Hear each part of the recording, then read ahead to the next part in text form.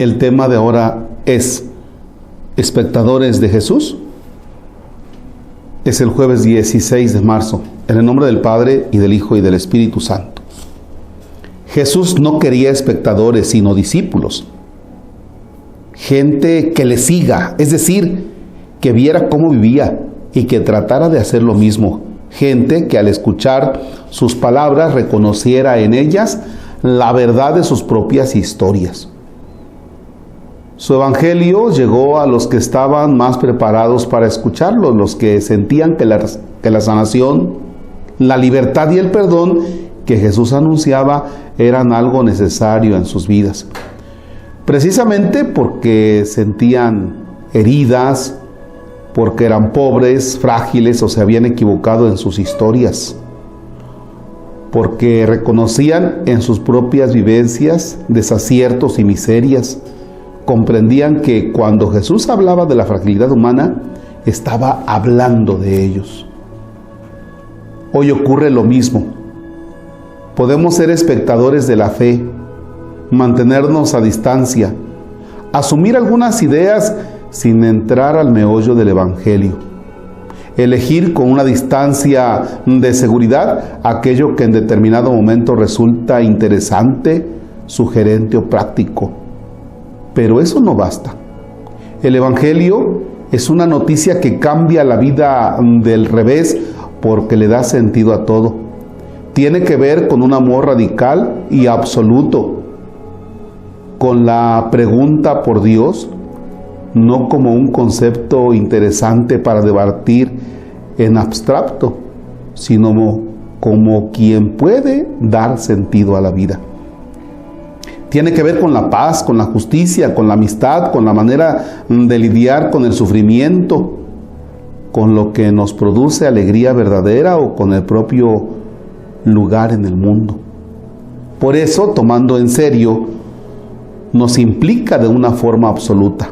Ahora bien, esto solo es posible cuando uno renuncia a la distancia de seguridad y se atreve a dejar que la propia vida concreta, real, aterrizada, se deje iluminar por las palabras y las propuestas de Jesús.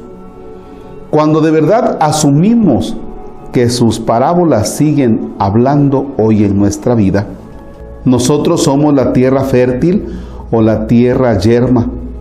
Podemos tener el corazón de piedra o de carne. La parábola de los talentos es un grito urgente para que todos y cada uno de nosotros despleguemos nuestras capacidades. Nosotros somos el hijo pródigo necesitado de un abrazo o el hermano mayor encerrado en el rencor. Somos Zaqueo o Magdalena, el joven rico abrumado por la indecisión o el cínico Caifás encerrado en su conveniencia. Podemos ser sal que pierde el sabor y no sirve para nada, o bien la sal tan necesaria para condimentar historias y vidas. Somos las vírgenes prudentes que mantienen la lámpara encendida, o las necias que dejan pasar la oportunidad de su vida. Somos los ciegos anhelando la luz, los cojos que podrían volver a correr, los mudos llamados a decir palabras de verdad y de justicia, los desamados que descubren que alguien les quiere.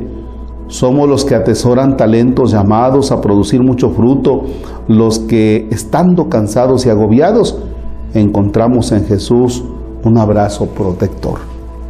Somos todo eso, pero en lo concreto, en lo real, en nuestro siglo XXI, en nuestras calles y nuestras casas, en espacios en los que trabajamos, en las aulas en las que estudiamos, cuando leemos las noticias o pensamos en nuestra familia, en los impuestos, en el trabajo, o cuando discutimos de deporte, o cuando votamos, en las aspiraciones que se convierten en el norte al que apuntan nuestras vidas, en nuestras verdaderas prioridades, en la forma en que resolvemos los conflictos, en lo que nos quita el sueño o hace que se nos salten las lágrimas. Ahí, en todo eso, tan aterrizado, es donde nos toca preguntarnos si el Evangelio es una página más de las muchas entre las que se mueve nuestro día a día, o si la referencia que de diversas formas lo articula todo Y ahí es donde nos toca preguntarnos si Jesús es algo más que una idea, un icono, un concepto o el capítulo de un libro eterno.